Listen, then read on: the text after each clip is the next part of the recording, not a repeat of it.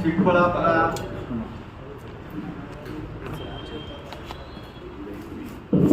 ಜಿಲ್ಲಾ ಕೇಂದ್ರದಲ್ಲಿ ಪತ್ರಿಕಾ ಭವನದಲ್ಲಿ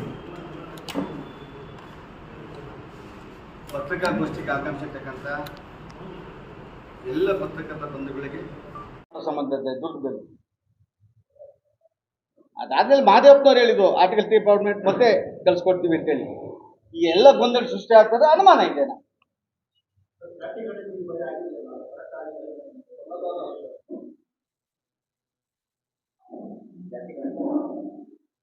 ಬಹುಶಃ ಸರ್ಕಾರ ಮಾಡಿಸುವಂತ ಜಾತಿ ಗಣತಿಯನ್ನ ಯಾವುದೇ ಜಾತಿ ಗಣತಿ ಬದ್ಧತೆಯನ್ನು ನಡೆಸಬೇಕು. ಹಿಂದೆ ಒಂದು ಜಾತಿ ಗಣತಿ ಆದಾಗ ನಮ್ಮ ಹಿಂದುಳಿದ ವರ್ಗದ ಕಾಂತರಾಜು ವರದಿ ಬಹಿರಂಗ ಆಗಬಾರ್ದು. 170 ಕೋಟಿ ಕಸದ ಬುಟ್ಟಿಗೆ ಹಾಕಿದ್ರು. ಮತ್ತೆ ನಾಗಮೋಹನ್ ದಾಸ್ ಅವರು ಜಡ್ಜ್ಮೆಂಟ್ ಆಧಾರದ ಮೇಲೆ ಎಂಪಿರಿಕಲ್ ಡೇಟಾ ಆಂಧ್ರ ಪ್ರದೇಶ ಯಾವ ಕಾಲಮನ್ನು ಕೊಟ್ಟಿತ್ತು, ಆಂಧ್ರ ಪ್ರದೇಶ ಸರ್ಕಾರ, ತಮಿಳುನಾಡು ಸರ್ಕಾರ ಜನಾರ್ದನ್ ಅವರು ಯಾವಾಗ ಎಷ್ಟು ಕಾಲಂಗಳನ್ನು ಕೊಟ್ಟಿದ್ರು, ಯಾವ ವರದಿಯನ್ನು ಪಡಿಬೇಕಂತೇಳಿ ಪಡೆದಿಲ್ಲ. ಹಿಂದುಳಿದುವಿಕೆಯ ಆಧಾರದ ಮೇಲೆ ಮೀಸಲಾತಿ, ಬ್ಯಾಕ್ವರ್ಡ್ನೆಸ್. 75 ವರ್ಷಗಳ ಆಡಳಿತ ಕೊಟ್ಟಿರ್ತಕ್ಕಂಥ ಸರ್ಕಾರಗಳಲ್ಲಿ ಈ ಒಂದು ಸಮುದಾಯ ಮುಂದುವರಿಯಲೇ ಇಲ್ಲ, ಆರ್ಥಿಕವಾಗಿ, ಸಾಮಾಜಿಕವಾಗಿ, ಶೈಕ್ಷಣಿಕವಾಗಿ. ಅದಕ್ಕೆ ತಕ್ಕಂಥ ವರದಿಗಳನ್ನು ಪಡಿಬೇಕಾಗಿತ್ತು. ಮತ್ತೆ ಜಾತಿ ಗಣತಿ AD ಆದಿ ಅಂದ ಸ್ಪಷ್ಟ ಮಾಹಿತಿಯನ್ನು ಪಡಿಬೇಕಾಗಿತ್ತು. ಅದನ್ನು ಸರಿಯಾಗಿ ಪಡೆದಿಲ್ಲ ಅಂತೇಳಿ ನಾಗಮೋಹನ್ ದಾಸ್ ಅವರು ಹೇಳಿದ್ದಾರೆ. ಈ ದೇಶದಲ್ಲಿ 75 ವರ್ಷಗಳಿಂದ ಯಾವ ಸಮುದಾಯ ಮೀಸಲಾತಿಯನ್ನು ಹೆಚ್ಚು ಪಡ್ಕೊಂಡಿದೆ, ಕಡಿಮೆ ಪಡ್ಕೊಂಡಿದೆ, ಮೀಸಲಾತಿ ಸಿಗಲಿಲ್ಲ. ಅದು ಸರ್ಕಾರದಲ್ಲಿ ಇರ್ಬೋದು, ಕಾರ್ಪೊರೇಷನ್ಗಳಲ್ಲಿ ಇರ್ಬೋದು, ಸ್ಥಳೀಯ ಜಿಲ್ಲಾ ಪಂಚಾಯತ್, ತಾಲೂಕ್ ಪಂಚಾಯಿತಿ, ಕೋಆಪರೇಟಿವ್ ಎಲ್ಲ ಸೆಕ್ಟರ್ಗಳಲ್ಲಿ ಮಾಹಿತಿಯನ್ನು ಪಡಿಬೇಕಾಗಿತ್ತು. ಈ ರಾಜ್ಯದ ಚೀಫ್ ಸೆಕ್ರೆಟರಿ ಅವರು ಮ್ಯಾಂಡೇಟ್ ಅನ್ನು ಮಾಡಬೇಕಾಗಿತ್ತು, ಕಡ್ಡಾಯವಾಗಿ ಮೂಲ ಜಾತಿಯನ್ನು ಕೊಡಬೇಕಂತೇಳಿ. ಆ ವರದಿ ಆದಾದ್ಮೇಲೆ, ಎಂಪಿರಿಕಲ್ ಡೇಟಾ ಆದಾದ್ಮೇಲೆ ಮೀಸಲಾತಿಯನ್ನು ಕೊಡಬೇಕಾಗಿತ್ತು. ಆದರೆ ಬೇಕು ಅಂತ ಈ ಸಮಾಜಕ್ಕೆ ಕೊಡಬಾರ್ದು ಅಂತೇಳಿ ಗೊಂದಲವನ್ನು ಸೃಷ್ಟಿ ಮಾಡಿದ್ದಾರೆ. ಇನ್ನು ಈ ಸಮಾಜ ಸಹಿಸೋದಿಲ್ಲ ಅಂತ ಹೇಳೋದಕ್ಕೆ 1 ಮತ್ತು 15 ಕಟಾಫ್ ಡೇಟ್. ನಮ್ಮ ಮುಖಂಡರಾದ ಗಂಗಾಧರವರು, ನಮ್ಮ ಕೃಷ್ಣಮೂರ್ತಿಯವರು, ಮುರಳಿ ರಾಜಪ್ಪನವರು, ಕೃಷ್ಣಪ್ಪನವರು, ಈ ಜಿಲ್ಲೆಯ ಅನೇಕ ಮುಖಂಡರು, ಮಾದಿಗ ಸಮಾಜದ ಹಿರಿಯರು, ಯುವಕರು ಈ ಪತ್ರಿಕಾಗೋಷ್ಠಿಯಲ್ಲಿ ತಮ್ಮ ಮುಂದೆ ಹಾಜರಿದ್ದಾರೆ. ಎಲ್ಲರಿಗೂ ಸ್ವಾಗತವನ್ನು ಮಾಡ್ತಾರೆ. ಇದನ್ನ ಬಹಳ ಬೇಗ 1ನೇ ತಾರೀಕು ಮಧ್ಯದಲ್ಲಿ ರಾಜ್ಯದಲ್ಲಿ ಬಂದನ್ನ ಸರ್ಕಾರಕ್ಕೆ ಎಚ್ಚರಿಕೆಯನ್ನ, ಸರ್ಕಾರಕ್ಕೆ ಅಸಹಕಾರವನ್ನ, ಸರ್ಕಾರವನ್ನೇ ಇವತ್ತು ಸರ್ಕಾರನೇ ಇಲ್ಲ ಆ ರೀತಿ ವಾತಾವರಣ ಕರ್ನಾಟಕದಲ್ಲಿ ಇರೋದ್ರಿಂದ ಅವರ ಕುರ್ಚಿ ಕಿತ್ತಾಟದಲ್ಲಿ ಈ ಕೆಲ ಸಮುದಾಯಗಳನ್ನ, ಶೋಷಿತ ಸಮುದಾಯಗಳನ್ನ ತಾತ್ಸಾರವಾಗಿ ನೋಡ್ತಾ ಇರೋದ್ರಿಂದ ಆ ತೀರ್ಮಾನಕ್ಕೆ ನಾವು ಬಂದಿದ್ದೀವಿ. ಇದನ್ನ ತಮ್ಮ ಮುಖಾಂತರ ರಾಜ್ಯದ ಜನತೆಗೆ ಮತ್ತು ಮಾದಿಗ ಸಮುದಾಯದ ಒಕ್ಕೂಟಗಳಿಗೆ ಹೇಳೋದಕ್ಕೆ ಇಚ್ಛೆ ಪಡ್ತೇವೆ.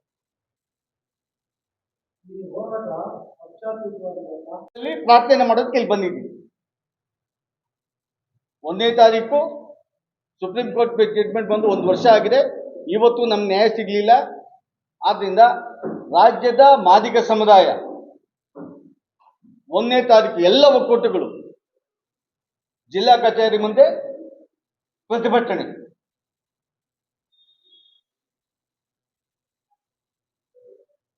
ಈಗಾಗಲೇ ನಮ್ಮ ಮಾಜಿ ಉಪಮುಖ್ಯಮಂತ್ರಿಗಳಾದ ಗೋವಿಂದ ಕಾರಜೋಳ ಅವರು ಅಸಹಕಾರ ಚಳವಳಿ ಪ್ರಾರಂಭ ಮಾಡ್ತೀವಿ ಅಂತ ಹೇಳಿದ್ರು.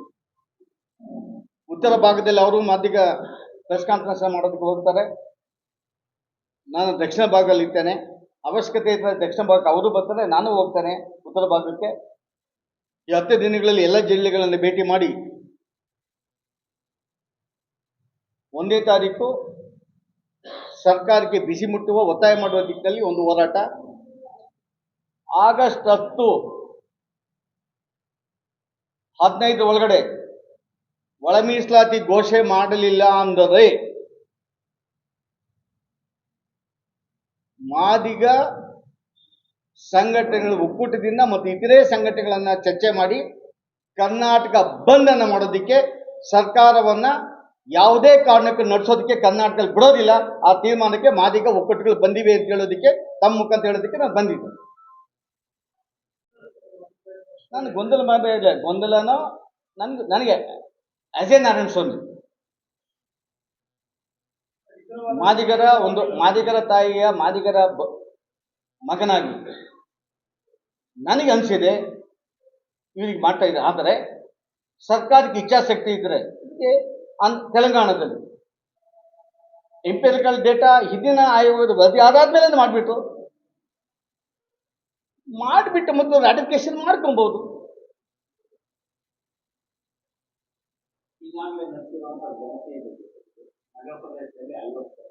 ಐವತ್ತ ಆರೀಗ ಗ್ರಾಮೀಣ ಪ್ರದೇಶದಲ್ಲಿ 90%. ಆದರೆ ಕೆಲವು ಕಡೆ ಬಂದಾಗ ಸಸ್ಪೆಂಡ್ ಒಂದು ವಾರಕ್ಕೆ ರಿವೋಕ್ ಮಾಡಿದ್ರು. ಅದು ಅವ್ರ ಬದ್ಧತೆನೇ ತೋರಿಸ್ತಾರೆ, ಸರ್ಕಾರದ ಬದ್ಧತೆ. ಸಸ್ಪೆಂಡ್ ಮಾಡಿದ್ರು ಒಂದು ವಾರಕ್ಕೆ ರಿವೋಕ್ ಮಾಡಿದ್ರು.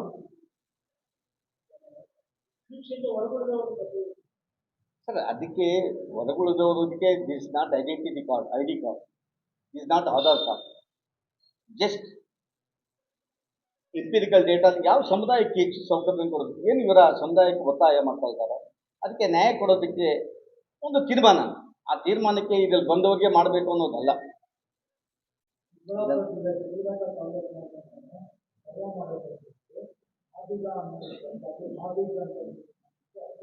It comes under homogeneous. That is not the problem. It comes under homogeneous.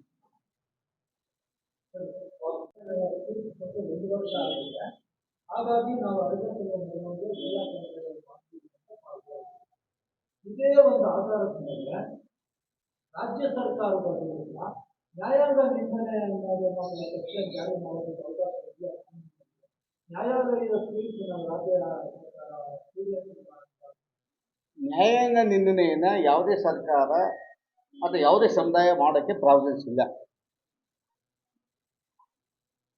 ಒಳ ಮೀಸಲಾತಿಯ ಜವಾಬ್ದಾರಿಗಳನ್ನು ಆರ್ಟಿಕಲ್ 16, 15 ಒಳಗಡೆಗೆ ಪ್ರತಿ 10 ವರ್ಷಕ್ಕೊಮ್ಮೆ ಆಯಾ ರಾಜ್ಯ ಸರ್ಕಾರ ಜವಾಬ್ದಾರಿ ಯಾವ ಸಮುದಾಯಕ್ಕೆ ವಿಶೇಷವಾದಂಥ ಆರ್ಥಿಕ ಸೌಲಭ್ಯಗಳನ್ನು ಯೋಜನೆಗಳನ್ನು ರೂಪಿಸ್ಬೇಕನ್ನೋದು ಆ ಸರ್ಕಾರದ ಜವಾಬ್ದಾರಿ.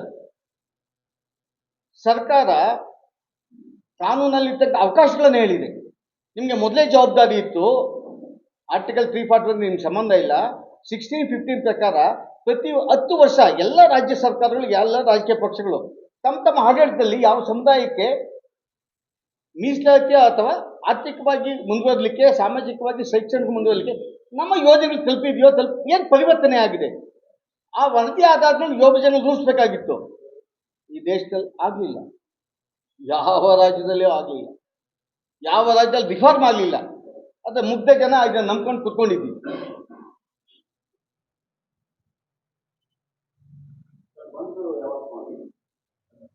ಎಲ್ಲ ಸಂಘಟನೆಗಳ ನಾಯಕರ ಜೊತೆಯಲ್ಲಿ ಇನ್ನೂ ಕೆಲವು ಸಮುದಾಯದವರು ಇದ್ದಾರೆ. ಅವರ ಹಿರಿಯರನ್ನ ಸಹಕಾರವನ್ನ ಪ್ರಾರ್ಥನೆ ಮಾಡಿ ಎಲ್ಲ ಸಮುದಾಯದ ಫಸ್ಟ್ ನಾವು ಸೇರ್ತೇವೆ. ಎಲ್ಲ ಸಂಘಟನೆ, ಎಲ್ಲ ಅದು ಸರ್ಕಾರ ಇರ್ಬೋದು ಅಥವಾ ಅನೇಕ ಅಧಿಕಾರಿಗಳಿದ್ದಾರೆ ಅಥವಾ ಸಂಘಟನೆಗಳಿದೆ, ಅವ್ರ ಜೊತೆಯಲ್ಲಿ ಚರ್ಚೆಯನ್ನು ಮಾಡಿ ಅವ್ರ ಸಹಕಾರ ಪಡೆದು ಒಂದು ಡೇಟನ್ನು ಅನೌನ್ಸ್ ಮಾಡ್ತೀವಿ. Within 15th anyway.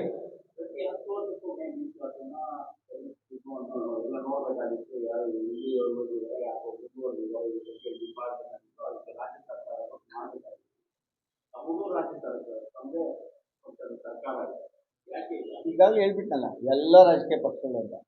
ನಾನು ಯಾರನ್ನೂ ಉಳಿಸ್ಕೊಳ್ಳಿಲ್ಲ. ನಮ್ಮ ಸರ್ಕಾರ ಕೇಂದ್ರದಲ್ಲಿ ಬಂದು BJP ಕಾಂಗ್ರೆಸ್ ಅಂತ ಮಾತಾಡಿದಾಗ ತಾವು ಓಪನ್ ಮಾಡ್ತಾ ಇದ್ವಿ. ನಮ್ಮ ಸರ್ಕಾರ 14ನೇ ಇದೆ. ಅದು ಮೊದಲು ವಾಜಪೇಯಿ ಇದ್ದರು, ಅವರು 5 ವರ್ಷ ಇದ್ದರು. ಆದರೆ ಅದಕ್ಕೂ ಮೊದಲು ಡಾಕ್ಟರ್ BR ಅಂಬೇಡ್ಕರ್ ಅವರು ಸ್ಪಷ್ಟತೆಯನ್ನು ಮಾಡಿದ್ದಾರೆ. 10 ವರ್ಷಕ್ಕೆ ಮೀರಿ 10 ವರ್ಷದಲ್ಲಿ ಈ ದೇಶದಲ್ಲಿ ಅಸ್ಪೃಶ್ಯತೆ ಹೋಗಬೇಕು, ಆರ್ಥಿಕ ಸಮಾನತೆ ಬರಬೇಕು, ಶೈಕ್ಷಣಿಕ ರಂಗದಲ್ಲಿ ಕ್ರಾಂತಿ ಆಗ್ಬೇಕಂತೇಳಿ ಯಾರೂ ಮಾಡಲಿಲ್ಲ. ಅದನ್ನು ನೋಡೋಕ್ಕೂ ಹೋಗಲಿಲ್ಲ. ಬೋವಿ ಲಂಬಾಣಿಗಳು ಟಚಬಲ್ಸ್ ಅವರನ್ನು ಮೀಸಲಾತಿಯಿಂದ ತೆಗಿಬೇಕಂತೇಳಿ ಸುಪ್ರೀಂ ಕೋರ್ಟ್ ಜಡ್ಮೆಂಟ್ ಅನ್ನು ಕೊಡದೆ SC ಕಮಿಷನ್ ಈ ಬಗ್ಗೆ ಏನು ಚರ್ಚೆ ಏನು ನಡೀತಾ ಇದೆ ಕರ್ನಾಟಕದಲ್ಲಿ? ಕರ್ನಾಟಕ ಸರ್ಕಾರ ಮೀಸಲಾತಿಯನ್ನ ಬೋವಿ ಮತ್ತು ಲಂಬಾಣಿಗಳಿಗೆ ಮುಂದುವರಿಸಲಿಕ್ಕೆ ಅವಶ್ಯಕತೆ ಇದೆಯಾ, ಮುಂದುವರಿಸಲು ಒಪಿನಿಯನ್ ಕೊಡಿ ಅಂತ SC ಕಮಿಷನ್ ಇಂದ ಸುಮಾರು 14 ವರ್ಷಗಳಿಂದ ಕರ್ನಾಟಕ ರಾಜ್ಯಕ್ಕೆ ಪತ್ರ ಬಂದಿತ್ತು. ಎಲ್ಲ ರಾಜಕೀಯ ಪಕ್ಷಗಳು ಅದಕ್ಕೆ ಉತ್ತರವನ್ನು ಕೊಡದೆ ನೋಡ್ದಂಗಿದ್ರು. ಅಂತಿಮ ಈ ಗೊಂದಲಗಳ ಮಧ್ಯೆ ಮಾಧುಸ್ವಾಮಿ ಅವರು ಬೊಮ್ಮಾಯಿ ಸರ್ಕಾರ ನಾವು ಯಾವುದೇ ಕಾರಣಕ್ಕೂ ಒಳ ಮೀಸಲಾತಿಯಿಂದ ಅಥವಾ ಮೀಸಲಾತಿಯಿಂದ ಪರಿಶಿಷ್ಟ ಜಾತಿ ಪಟ್ಟಿಯಿಂದ ಬೋವಿ ಲಂಬಾಣಿ ಕೊರಚ ಸಮುದಾಯಗಳನ್ನು ತೆಗೆಯೋದಿಲ್ಲ, ನಾವು ಮುಂದುವರಿಸ್ತೇವೆ ಅಂತೇಳಿ SC ಕಮಿಷನ್ಗೆ ಪತ್ರವನ್ನು ಬರೆದಿದ್ದು ಡಿಸಿಷನ್ ಮಾಡಿ. ಅದಾದ್ಮೇಲೆ 17% ಏರಿಕೆ ಮಾಡಿ ಒಂದು ಮೀಸಲಾತಿಯನ್ನು ಕೊಟ್ಟಿದ್ರು. ತೆಲಂಗಾಣದಲ್ಲಿ ಜಾರಿಗೆ ತಂದು 7 ತಿಂಗಳಾಗಿದೆ.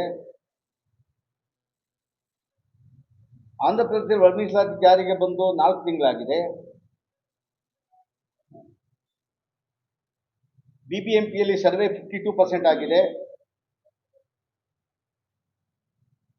ರಾಜ್ಯದಲ್ಲಿ 91% ಆಗಿದೆ. ಗೊಂದಲದ ಸ್ಟೇಟ್ಮೆಂಟ್ ಬರ್ತಾ ಇರೋದ್ರಿಂದ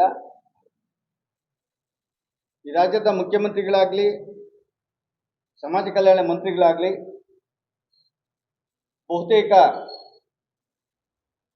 ಜಾತಿ ಗಣತಿ ಮುಗಿದಿದೆ, ಈ ಡೇಟಲ್ಲಿ ಒಳ ಮೀಸಲಾತಿ ಕೊಡ್ತೀವಿ ಅಂತೇಳಿ ಸ್ಪಷ್ಟ ದೃಢ ನಿರ್ಧಾರವನ್ನು ರಾಜ್ಯದ ಪರಿಶಿಷ್ಟ ಜಾತಿ ವರ್ಗಕ್ಕೆ ನೀಡದೇ ಇರೋದ್ರಿಂದ ಒಂದು ವಿಶೇಷತೆ ಇದೆ ಈ ಹೋರಾಟದಲ್ಲಿ. ಒಳ ಮೀಸಲಾತಿ ಹೋರಾಟ 101 ಜಾತಿ ಮಾಡಲಿಲ್ಲ. 101 ಜಾತಿ ಮೀಸಲಾತಿ ಬೇಕು, ಒಳ ಮೀಸಲಾತಿ ಬೇಕಂತೇಳಿ ಹೋರಾಟ ಮಾಡಲಿಲ್ಲ. ಈ ರಾಜ್ಯದಲ್ಲಿ ಮೀಸಲಾತಿಯಿಂದ ವಂಚನೆ ಆಗಿದೆ. ಮೀಸಲಾತಿ ತೊಂದರೆಗೊಳಗಾಗ್ತಾ ಇದ್ದೀವಿ. ಒಳ ಮೀಸಲಾತಿ ಬೇಕೇ ಬೇಕಂತೂ ಹೋರಾಟಗಳನ್ನ ಜೀವವನ್ನು ಕಳ್ಕೊಂಡಿರೋರು, 30 ವರ್ಷ ಧರಣಿಗಳನ್ನ ಮಾಡಿರೋರು ಮಾದಿಗ ಉಪಜಾತಿಗಳು ಮಾತ್ರ. ಮತ್ತೆ ಇತರೆ ಜಾತಿಗಳಿಗೆ ಒಳ ಮೀಸಲಾತಿ ಜಾರಿ ಮಾಡಬೇಕಂತೇಳಿ ಮಾನಸಿಕತೆಯಿಂದ ಅವರು ಒಪ್ಪಲಿಲ್ಲ. ದಿನೇ ದಿನೇ ಸರ್ಕಾರದ ಮೇಲೆ ಅನುಮಾನಗಳು ಇರೋದ್ರಿಂದ ಮಾದಿಗ ಸಮುದಾಯದ ಒಕ್ಕೂಟಗಳು ತೀರ್ಮಾನ ಮಾಡಿದೆ. ಆಗಸ್ಟ್ 1ಕ್ಕೆ ಜಡ್ಮೆಂಟ್ ಬಂದು 1 ವರ್ಷ ಕಳೆದು ನ್ಯಾಯ ಸಿಗಲಿಲ್ಲ. ಅದಕ್ಕೆ 1ನೇ ತಾರೀಕು ಇಡೀ ರಾಜ್ಯದಲ್ಲಿ ಮಾದಿಗ ಸಂಘಟನೆ ಎಲ್ಲ ಒಕ್ಕೂಟಗಳು ಒಂದಾಗಿ ಒಗ್ಗಟ್ಟಾಗಿ ಎಲ್ಲ ಜಿಲ್ಲಾಧಿಕಾರಿಗಳ ಕಚೇರಿಗಳ ಮುಂದೆ ಹರೆ ಬೆತ್ತಲೆ ಚಳವಳಿ ಮಾಡೋದಕ್ಕೆ ತೀರ್ಮಾನವನ್ನು ಮಾಡಿದ್ದೀವಿ. ಹೋರಾಟಗಳಲ್ಲಿ ಇಡೀ ಸಮುದಾಯ ಪಕ್ಷಾತೀತವಾಗಿ ಭಾಗವಹಿಸ್ತಾ ಇದೆ, ಪಕ್ಷಾತೀತವಾಗಿ ತೀರ್ಮಾನಗಳಾಗ್ತಾ ಇದೆ. ಆದರೆ ಯಾವುದೇ ಸರ್ಕಾರದ ಭಾಗಸ್ಥರು ಆಯಾ ಪಕ್ಷ ಅಧಿಕಾರದಲ್ಲಿದ್ದಾಗ ಗೊಂದಲವನ್ನು ನಿರ್ಮಾಣ ಮಾಡೋದಕ್ಕೆ ಯಾವ ವರ್ಗದವರು ತೀರ್ಮಾನ ಮಾಡೋದಿಲ್ಲ. ಆ ದಿಕ್ಕಿನಲ್ಲಿ ಆಡಳಿತ ಪಕ್ಷದಲ್ಲಿರ್ತಕ್ಕಂಥ ನಮ್ಮ ಮಂತ್ರಿಗಳು, ಶಾಸಕರಿಗೆ ಈಗ ಒತ್ತಾಯ ಮಾಡಲ್ಲ. 1ನೇ ತಾರೀಕು ಆದಮೇಲೆ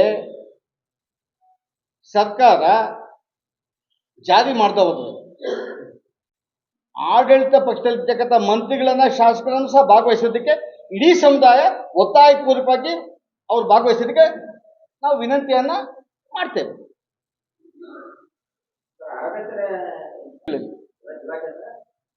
ಜಿಲ್ಲಾ ಕೇಂದ್ರಗಳಲ್ಲಿ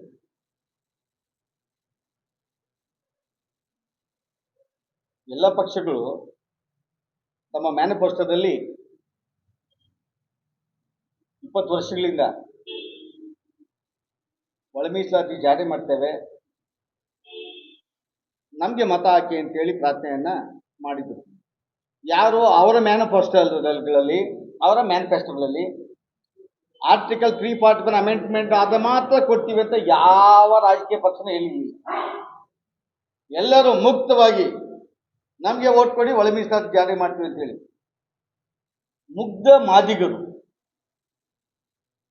ಆಯಾ ಕಾಲಕ್ಕೆ ಎಲ್ಲ ರಾಜಕೀಯ ಪಕ್ಷಗಳನ್ನ ನಂಬಿ ಓಟ್ ಹಾಕಿದ್ದಾರೆ. ಆದರೆ ಚುನಾವಣೆ ಬಂದ ಗೆದ್ದ ತಕ್ಷಣ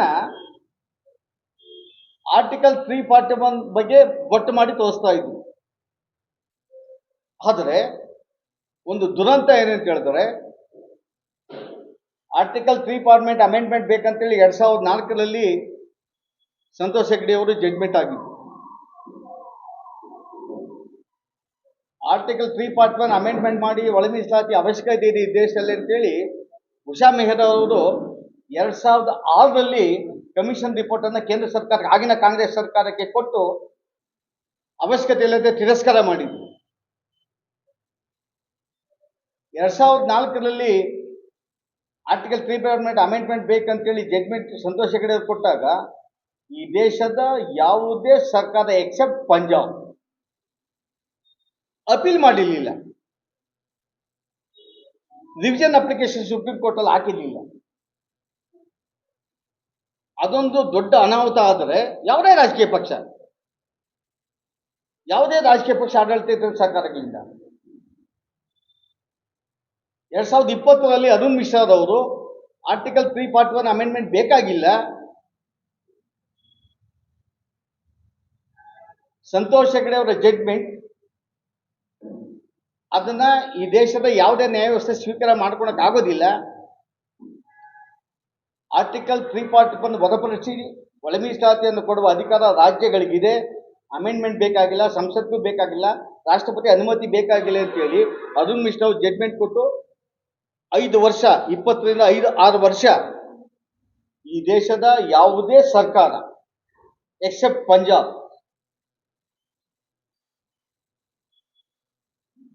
ಅಪೀಲ್ ಮಾಡಿರಲಿಲ್ಲ, ಅಪ್ಲಿಕೇಶನ್ ಹಾಕಲಿಲ್ಲ ಸುಪ್ರೀಂ ಕೋರ್ಟ್ ಅಲ್ಲಿ. ಅದಾದ್ಮೇಲೆ ಚಂದ್ರಚೂಡ್ ಅವ್ರ ಜಡ್ಜ್ಮೆಂಟ್ ಬಂದ ಮೇಲೆ ಒಂದು 3 ದಿನಕ್ಕೆ ಈ ರಾಜ್ಯದ ಮುಖ್ಯಮಂತ್ರಿ ಸಿದ್ದರಾಮಯ್ಯ ಅಡ್ವೊಕೇಟ್, ಅವರು ಸೀನಿಯರ್ ಅಡ್ವೊಕೇಟ್, ಅವ್ರು ಮತ್ತೆ ಸ್ಟೇಟ್ಮೆಂಟ್ ಮಾಡ್ತಾರೆ, ನಾವು ಆರ್ಟಿಕಲ್ 341 ಅಮೆಂಡ್ಮೆಂಟ್ ಕಳಿಸ್ಕೊಟ್ಟು ಜಾರಿ ಮಾಡ್ತೀವಿ ಅಂತ ಹೇಳಿ. ಅದಕ್ಕೂ ಮೊದಲು ಇಡೀ ರಾಜ್ಯದಲ್ಲಿ 3 ದಶಕಗಳಿಂದ ಹೋರಾಟ ಮಾಡಿರ್ತಕ್ಕಂಥ ಮಾದಿಗ ಸಮುದಾಯಕ್ಕೆ ಮೀಸಲಾತಿ ಸಿಗಬಹುದಂತೆ ಅನೇಕ ಕನಸುಗಳನ್ನು ಕಂಡಿದ್ದರು. ಆದರೆ ಆಗಸ್ಟ್ 24ರಂದು ಜಸ್ಟಿಸ್ ಚಂದ್ರಚೂಡ್ ಅವರ ನಾಯಕತ್ವದಲ್ಲಿ ಆರ್ಟಿಕಲ್ 341 ಅಮೆಂಡ್ಮೆಂಟ್ ಅವಶ್ಯಕತೆ ಇಲ್ಲ, ರಾಜ್ಯಗಳು ಸಾರ್ವಭೌಮರು, ಯಾವ್ಯಾವ ಸಮುದಾಯಕ್ಕೆ ಒಳ ಮೀಸಲಾತಿಯನ್ನು ಕೊಡಬಹುದು ಅನ್ನೋ ನಿರ್ಧಾರವನ್ನ ಜಾರಿಯನ್ನ ಮಾಡುವ ಅಧಿಕಾರ ರಾಜ್ಯಗಳಿಗಿದೆ ಅಂತೇಳಿ ಈ ದೇಶದ ಶೋಷಿತ ವರ್ಗಕ್ಕೆ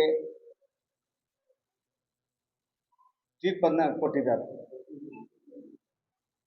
ಈ ತೀರ್ಪು ಬಂದ ನಂತರ ಇವಿ ಚೆನ್ನೈ ಕೇಸ್ಗೆ ಇದ್ದಂಥ ಅಡೆತಡೆಗಳು ಅರುಣ್ ಮಿಶ್ರಾ ಅವರ ಜಡ್ಜ್ಮೆಂಟಿನ ನಿರ್ದೇಶನಕ್ಕೆ ಅನುಗುಣವಾಗಿ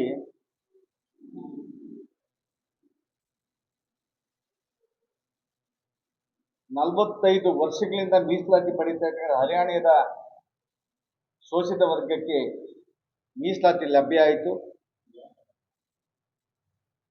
ಹರಿಯಾಣದಲ್ಲಿ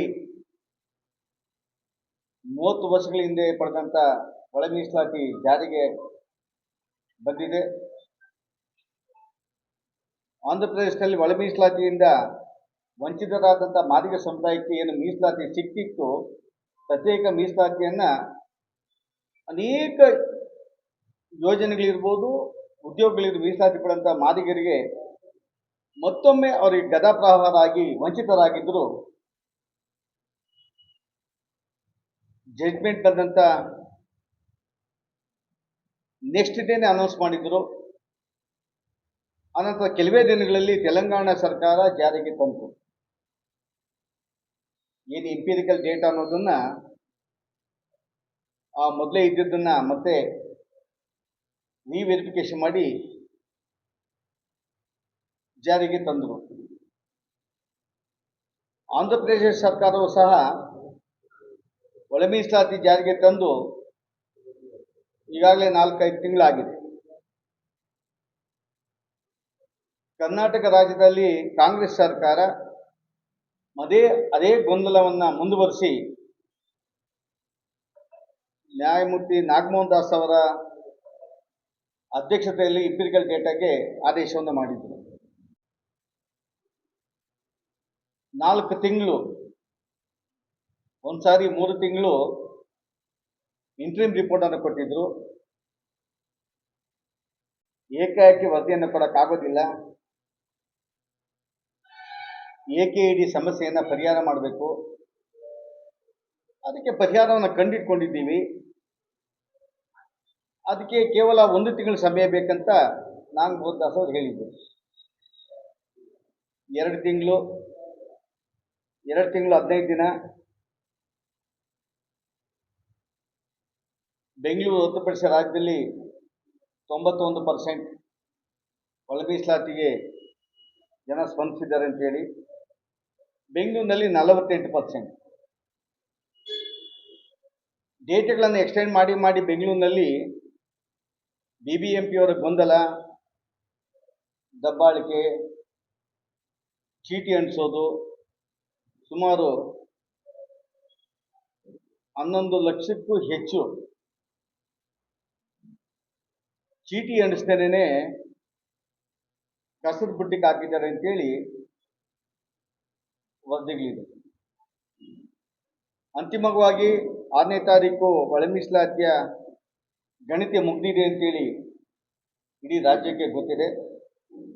ಆದರೂ ನಾಗಮೋಹನ್ ದಾಸ್ ಅವರು ಇದುವರೆಗೂ ವರದಿಯನ್ನು ಸಬ್ಮಿಟ್ ಮಾಡಲಿಲ್ಲ. ಇಂಪಿರಿಕಲ್ ಡೇಟಾ ಆಂಧ್ರ ಪ್ರದೇಶದ ರಾಮಚಂದ್ರ ಕಮಿಷನ್ ಇರ್ಬೋದು, ತಮಿಳುನಾಡಿನ ಜನಾರ್ದನ್ ಕಮಿಷನ್ ಇರ್ಬೋದು, ಕರ್ನಾಟಕ ರಾಜ್ಯದ ಸದಾಶಿವ ಆಯೋಗ ಇರ್ಬೋದು. ಕರ್ನಾಟಕ ರಾಜ್ಯದಲ್ಲಿ ಸದಾಶಿವ ಅವರ ಆಯೋಗದ ವರದಿ ಆದಾದ ಮೇಲೆ ಮಾಧುಸ್ವಾಮಿ ಅವರ ಒಂದು ಸಮಿತಿಯ ವರದಿ ಆಧಾರದ ಮೀಸಲಾತಿಯನ್ನು ಘೋಷಣೆ ಆಗಿತ್ತು. ದಕ್ಷಿಣ ಭಾರತದಲ್ಲಿ ಮಾದಿಗರು ಎಲ್ಲದರಿಂದ ವಂಚಿತರಾಗಿದ್ದಾರೆ. ಉದ್ಯೋಗ, ಯೋಜನೆಗಳು, ಶಿಕ್ಷಣ, ಎಲ್ಲ ದಿಕ್ಕುಗಳಲ್ಲಿ ಭೂಮಿ ಕೊಡೋದಿರ್ಬೋದು, ವಾಸದ ಮನೆಗಳಿರ್ಬೋದು, ಭೂ ಹಂಚಿಕೆ ಇರ್ಬೋದು, ಶಿಕ್ಷಣವಾಗಿ ಬಹುತೇಕ ವಂಚಿತರಾಗಿದ್ದಾರೆ. ಈ ದಿಕ್ಕಿನಲ್ಲಿ ಅದಾದ ಮೇಲೆ 6% ಮಾದಿಗ ಸಮುದಾಯಕ್ಕೆ, ಮಾದಿಗ ಉಪಜಾತಿಗಳಿಗೆ 5% ನಮ್ಮ ಸಹೋದರ ಬಲಗೈ ಸಮುದಾಯಕ್ಕೆ, 4% ಬೋವಿ ಮತ್ತು ಲಮಾಣಿ ಸಮುದಾಯಕ್ಕೆ, ಉಪಜಾತಿಗಳಿಗೆ, 1% ಅಲೆಮಾರಿಗಳಿಗೆ ಅಂತ ಹೇಳ್ತೀವಿ. ಜಸ್ಟಿಸ್ ಸದಾಶಿವ ಅವರು 6% ಮಾದಿಗ ಸಮುದಾಯಕ್ಕೆ, 5% ಬಲಗೈ ಸಮುದಾಯಕ್ಕೆ ಅಥವಾ ಮಾಲ ಸಮುದಾಯಕ್ಕೆ, 3% ಲಂಬಾಣಿ ಮತ್ತು ಬೋವಿ ಸಮುದಾಯಕ್ಕೆ, 1% ಅಲೆಮಾರಿಗಳಿಗೆ ಅಂತೇಳಿ ಒಂದು ಅಪಪ್ರಚಾರ ಆಗಿತ್ತು. ಬೋವಿ ಲಂಬಾಣಿಗಳನ್ನು ಮೀಸಲಾತಿಯಿಂದ ತೆಗಿಲಿಕ್ಕೆ ಹುನ್ನಾರ ನಡೀತಾ ಇದೆ ಅಂತೇಳಿ. 20 ವರ್ಷಗಳ ಹಿಂದೆ